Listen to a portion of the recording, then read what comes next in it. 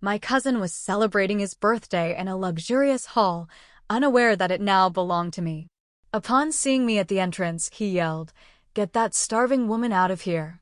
The manager approached, and what he said in front of everyone made my cousin turn pale. I'll never forget their faces when they learned the truth, especially my cousins. That expression of surprise mixed with horror was worth more than all the years of humiliation I had to endure. But let's not get ahead of the story. To understand how I ended up owning the hall where my cousin was celebrating his ostentatious 30th birthday, I need to take you back a few years. In my family, I was always the other one, the awkward niece, the poor cousin, the daughter of the sister who married poorly and ended up a widow before 35. My mother died when I was 17, leaving me alone with a mountain of debt and no real family support. My Aunt Marta, Diego's mother, offered to help me by allowing me to work as an assistant in her family business for a miserable salary charity disguised as opportunity. My mother's family always had money. They weren't millionaires, but they lived that comfortable upper-class life that allows you to look down on others. My mother was the rebel who fell in love with a musician with no future, my father. When he died when I was 8, we were left ruined. While my cousins went to private schools, I attended public school. While they traveled in the summer, I worked in the neighborhood cafeteria to buy my school supplies. Diego, my cousin, was the worst of all, the golden child, the spoiled brat who never heard the word no. Always showing off his new things, always making me feel less. I perfectly remember my high school graduation. I had saved for months to buy a decent dress. Nothing fancy, but it was pretty and made me feel special. Diego showed up with the whole family at the restaurant where we were celebrating. They weren't invited. They simply decided it was a good occasion for a family gathering. Diego accidentally spilled his soda on my dress. I'll never forget his laughter as I tried to clean the stain, tears threatening to ruin my makeup as well. I was always the one who didn't deserve to be at the same table. At 18, I decided I'd had enough. I rejected my aunt's generous offer to continue working for her for a miserable salary and applied for a scholarship. I got it. I studied business administration while working 3 different jobs. I slept 4 hours a day. My hands were cracked from washing dishes in a restaurant at night. My feet ached from standing all day as a saleswoman in a store. My back suffered from carrying trays as a waitress at events on weekends. It was precisely at that weekend job where I met Roberto, the former owner of the Cristal Hall. Roberto was an older man with no children who had built that business from scratch. The hall had become the preferred venue for events of the local elite. Even my family used it for their important celebrations, unaware that I was part of the staff that served them. How many times did I serve drinks at family birthdays, weddings, and graduations without anyone recognizing me? In my black uniform and with my hair tied back, I was invisible to them, just a hand offering canapes. Roberto saw something in me. He noticed how I efficiently managed the waitstaff when the supervisor was absent, how I solved logistical problems during events without making a fuss. He offered me an administrative position when I graduated. 3 years later, I was his right hand in managing the hall. And when Roberto became seriously ill, he confessed that he wanted to retire. He offered me the option of a preferential purchase. I didn't have the money, obviously, but I had something better, a solid business plan, my impeccable work history, and the trust of 3 banks willing to give me a loan. Roberto accepted a long-term payment scheme and made me the majority owner of the Cristal Hall. He would maintain a minority stake until his death, when his shares would pass completely to me, according to our agreement. What no one knew, not even Roberto, was that I had implemented useful changes in the business that had made it much more profitable, a new reservation system, personalized packages that increased the average spending per event, strategic alliances with suppliers. In 2 years, I had doubled the hall's income. In 3, I had paid off half the loan. Roberto passed away peacefully 6 months ago, leaving me as the sole owner of the most prestigious hall in the city. I didn't announce the change of ownership. I kept a low profile, operating from the shadows. Only the staff and some corporate clients knew my position. For the rest of the world, I was still the general manager, just another employee. A week ago, while reviewing the upcoming events calendar, I saw something that left me paralyzed. Reservation: Mendez family, Diego Mendez 30th birthday. My cousin would be celebrating his birthday in my hall. The reservation had been managed by my aunt's assistant directly with my sales team. I hadn't intervened in the process, so no one had informed them about who the real owner was. My first impulse was to cancel the reservation with some excuse, a sudden flood, an electrical problem, anything. But then I thought better. Why deprive myself of the perfect opportunity? Years without seeing my family, years building my life away from their humiliations, and now fate brought them to my territory. I knew I wasn't invited to the party. Why would they invite the poor cousin who disappeared years ago? But I didn't need an invitation. I was the owner. I could be wherever I wanted in my own business. I decided to show up that night, not as the owner, but as the relegated cousin I always was. I wanted to see their faces, hear their comments, witness their airs of superiority one last time before they knew the truth. I marked the date on my calendar, October 15th, the day they would finally understand who they were dealing with. They didn't know they were celebrating in my territory, and I was ready for the performance of my life. The day of the event arrived faster than I expected. That morning, I woke up with a mixture of nerves and determination. I arrived at the hall early, like any other workday. My office overlooked the main hall through polarized glass. I saw the employees setting the tables, arranging the flowers, preparing everything for the grand celebration, all according to the exact specifications my aunt had demanded. I called Javier, the operations manager, to my office. He had been working with me for 5 years and was the only person I completely trusted for what I was about to do. Javier, I need you to do something for me. Tonight, I'm going to show up at the party without an invitation. No one knows I own the hall except you and the trusted staff. He looked at me, confused, but nodded. It's your cousin's party, right? Are you sure you want to do this? Very sure. If they need me for any emergency, I'll be here. But I want you to treat me like any other person trying to enter without an invitation. And yes, if any problems arise between me and the hosts, I want you to remember that you follow my orders, not theirs. Javier's expression changed as he understood the situation. They're the same family that has treated you badly all these years. I nodded without saying a word. I understand. Count on me, boss. I spent the rest of the day reviewing contracts and invoices, trying to distract myself. At 6 p.m., I closed my computer and went to the small private bathroom in my office. I wore a simple but elegant dress.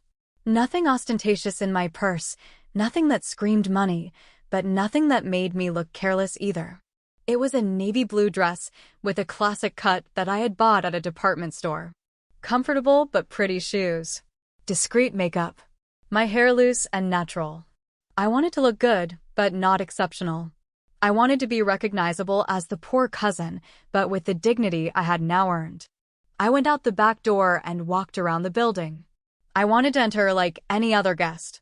My heart was beating so hard I could feel it in my ears. I took several deep breaths before approaching the main entrance, illuminated with white lights and decorated with gold and black balloons, the colors Diego had chosen for his celebration. The music was already playing inside. A valet approached to take my car, but I explained that I had arrived on foot. He looked at me with some confusion. No one arrived on foot at events at the Cristal Hall. At the entrance, an employee with a list in hand stopped me. Your name, please? Carolina Suarez, I said, trying to make my voice sound normal. The young man checked the list once, twice. I'm sorry, miss, I don't see your name here. There must be a mistake. I'm the cousin of the birthday boy, Diego Mendez. The employee looked uncomfortable. I'm sorry, but I can't let you in if you're not on the list. Maybe you can call someone from the family who can confirm. At that moment, I saw my Aunt Marta coming out into the lobby to greet some guests who had just arrived. Our eyes met. I saw the recognition in her eyes, followed by surprise and then something harder to define: discomfort, annoyance. She approached with a forced smile. Carolina, what are you doing here? I came to congratulate Diego on his birthday, I replied naturally. My aunt looked at the employee at the entrance, then at me, clearly uncomfortable with the situation. You didn't receive an invitation, Carolina. I thought it was a family gathering. Since I was nearby, I decided to stop by and say hello. Well, this is unexpected. My aunt hesitated for a moment, assessing the situation. What would her friends think if she kicked out her own niece? Finally, with obvious resignation, she said, "Okay, you can come in, but try not to, cause any trouble." The employee, relieved not to have to continue in the middle of a family drama, let me pass. I remember the strange feeling of having to get permission to enter my own business. The hall was spectacular. The dim lights, the perfectly decorated tables, the dance floor already with some couples moving to the rhythm of the music. In the center, a huge table with a 3-tiered cake awaited the moment of the toast. I recognized several relatives immediately: second cousins, distant uncles, family friends I'd barely remembered. I crossed the hall trying to go unnoticed, but it was impossible. I could feel their eyes on my back. The whispers began almost immediately. "That's Carolina. Who let her in? Isn't she the one who works serving drinks at some restaurant?" My cousin Valeria was the first to approach. She was always the least cruel, perhaps because she also suffered from constant comparisons with the perfect Diego. "Carolina, what a surprise to see you here. I didn't know you were coming." Her tone was genuinely kind, but I could detect that slight tinge of pity they always used with me. I decided to surprise them. I replied with a polite smile. Of course. And how have you been? Are you still working at? It was a restaurant, right? Something like that, I replied ambiguously. And you? How's everything going? While Valeria told me about her recent divorce, I observed the reactions of the other guests. Some looked at me with curiosity, others with poorly concealed disdain. I was the intruder, the one who didn't belong to that world of luxury and frivolity. And then I saw him. Diego made his entrance into the main hall surrounded by friends. He wore a light gray suit that probably cost more than all the furniture in my first apartment. His arrogant smile, his posture of owning the world. He greeted everyone like a politician on a campaign, calculated hugs, rehearsed laughter, always acting, always being the center of attention. Our eyes met. I saw the exact moment he recognized me. The surprise in his eyes followed quickly by that expression of, "I knew it." He excused himself from his friends and walked directly towards me. I prepared for the encounter I had been anticipating for weeks. "Carolina, what the hell are you doing here?" His tone was low but aggressive. He didn't want to make a scene. "Not yet. Hi Diego, happy birthday." I was passing by and decided to come and say hello. Passing by? Seriously? This isn't exactly a place one just passes by. I took a sip from the glass of water I had taken from a tray, keeping calm. Life takes many turns, don't you think? His face flushed with anger. "Look, I don't know how you managed to get in, but you clearly weren't invited. This is my day, my celebration. I'm not going to let you ruin it with your presence. I just came to wish you a happy birthday, cousin." As family. Family? I noticed that several people were watching us now. Diego raised his voice, losing his composure. "Since when do you care about family? You disappeared for years. I moved away because you never treated me like family. I only came today because I thought things could be different." Diego let out a cruel laugh. "Things don't change, cousin. You don't change. You'll always be the same starving woman trying to sneak into places where you don't belong." The music had stopped. More than half the guests were watching our exchange. Now I saw Javier in the distance, attentive to the situation, ready to intervene if I signaled him. "I think you should leave," Diego continued, raising his voice further. "No one invited you. No one wants you here." I remained silent, letting him show his true face in front of all his guests. Didn't you hear me? Diego was furious now, humiliated by my lack of reaction. It was obvious that he expected me to cry, to plead, to show myself weak as in the past. I felt all eyes on me. It was exactly what I had imagined, and yet it still hurt. Years of therapy, of building my self-esteem, of professional achievements, and I could still feel that familiar pain, that lump in my throat. Diego approached one of the waiters, pointing at me. He said, loud enough for everyone to hear, "Please, remove this person. She's not invited."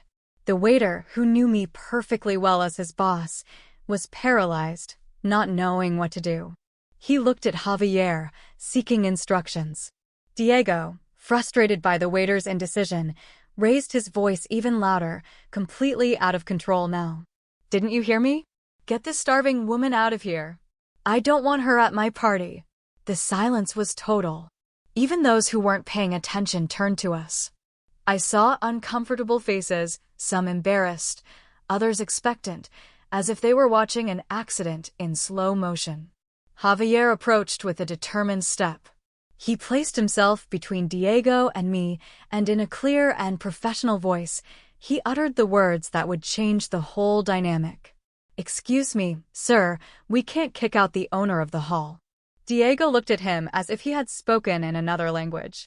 "What the hell are you saying? Miss Carolina is the owner of the Cristal Hall. It is her establishment." Murmurs erupted throughout the room. I saw my Aunt Marta put a hand to her mouth. Diego's face went from furious red to ghostly white in a matter of seconds. "That's impossible," he stammered. "This place belongs to Roberto Echeverria. Mr. Echeverria passed away 6 months ago," Javier explained calmly and professionally. "Miss Suarez has been the owner since then." All eyes turned back to me. I was no longer the poor cousin, the intruder, the gatecrasher. I was the owner of the place where everyone was celebrating.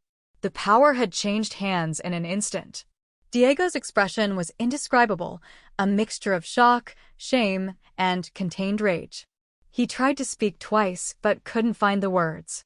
Finally, in a voice that was trying to regain some dignity, he said, "There must be some mistake." "There is no mistake, Diego," I replied calmly. "I've been the owner of the Cristal Hall for 3 years, first as Roberto's partner and now as the sole owner." The music timidly started playing again. The guests began to murmur among themselves. Some relatives, especially the most opportunistic ones, tried to approach me with newly discovered smiles and sudden congratulations. My Aunt Marta remained rooted to the spot like a salt statue. Diego, still bewildered, made one last attempt to maintain his position. "This is ridiculous. Do you expect us to believe that you're suddenly a businesswoman? You." Several hall employees had discreetly approached, all with the same expression of respect towards me. It was the confirmation everyone present needed. Javier intervened again. "Sir, the party can continue normally if you wish, but I suggest you moderate your tone when addressing the owner." Diego looked around, aware that everyone was waiting for his reaction. His social standing, his carefully constructed image, was at stake.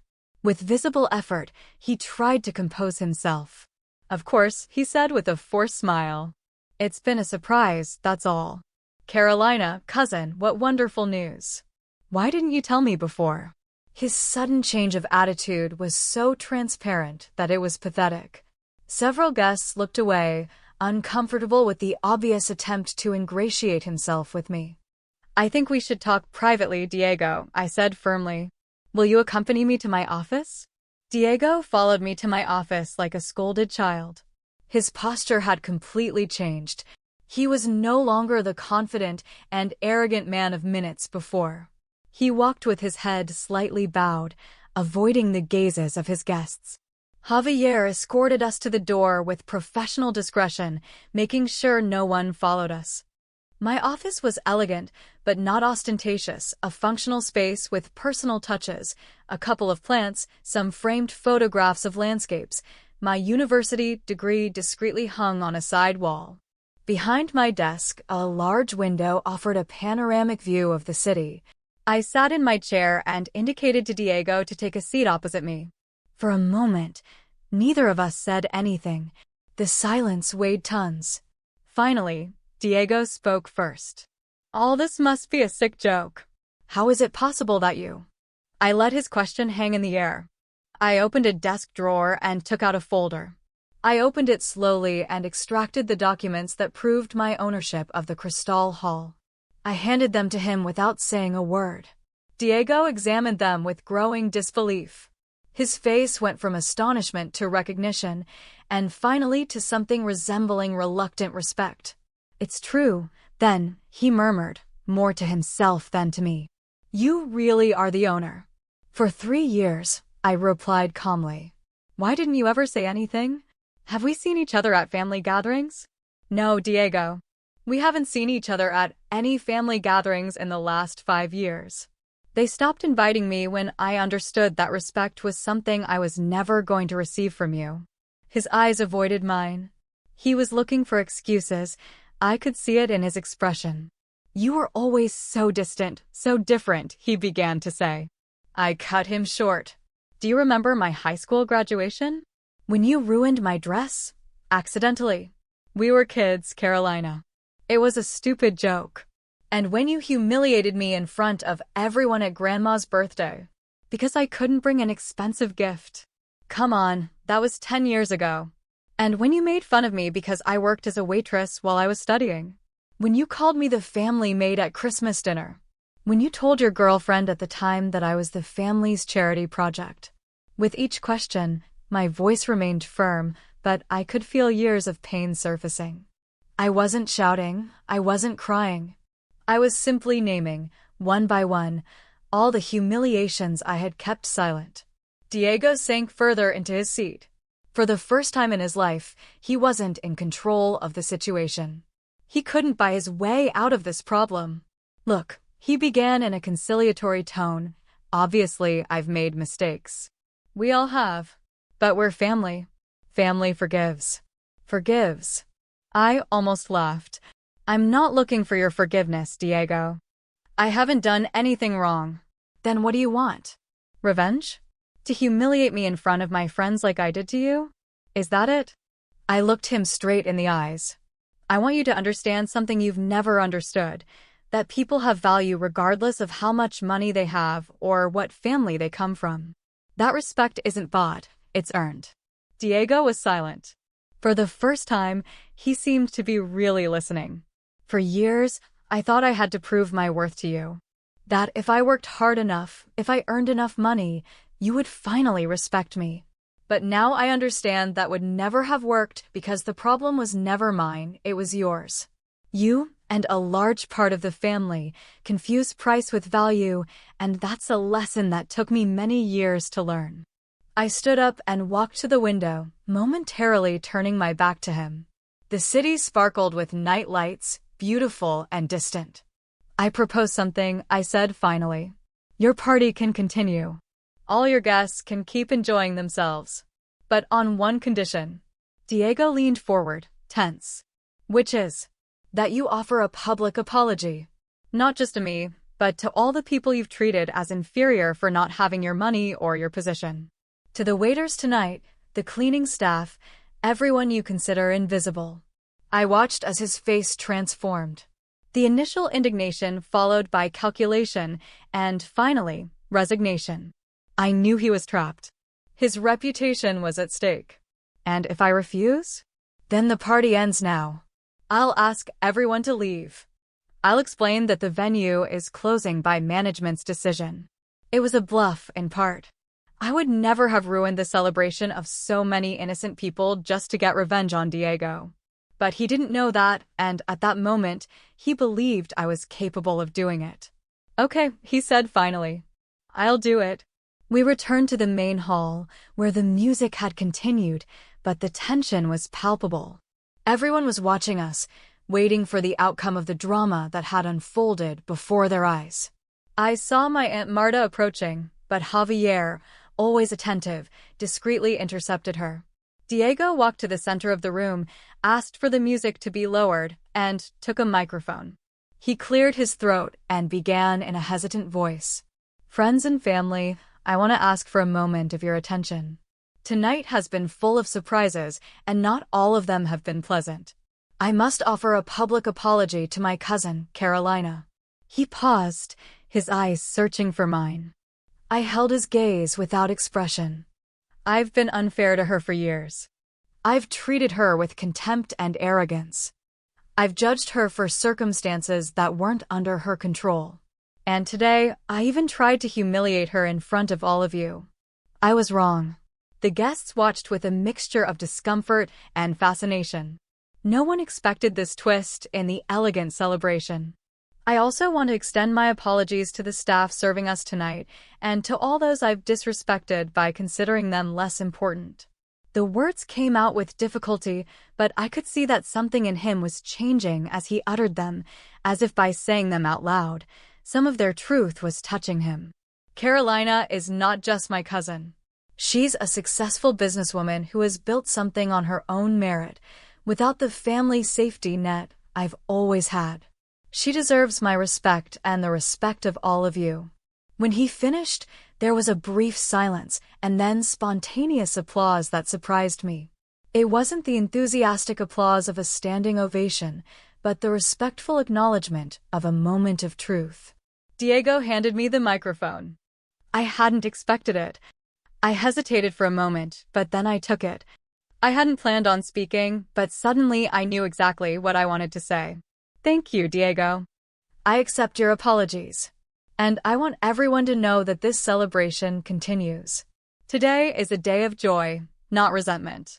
The Cristal Hall is proud to host the Mendez family for this special birthday. The house is buying the next round of champagne.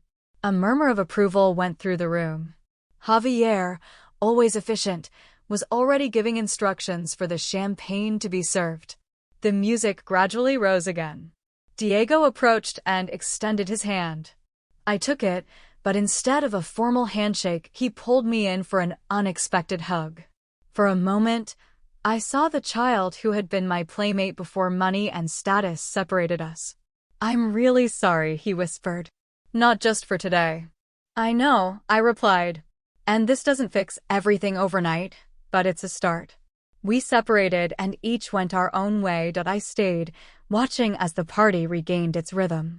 My Aunt Marta avoided my gaze, but some cousins and uncles approached with awkward congratulations and questions about how I had achieved all this, dear.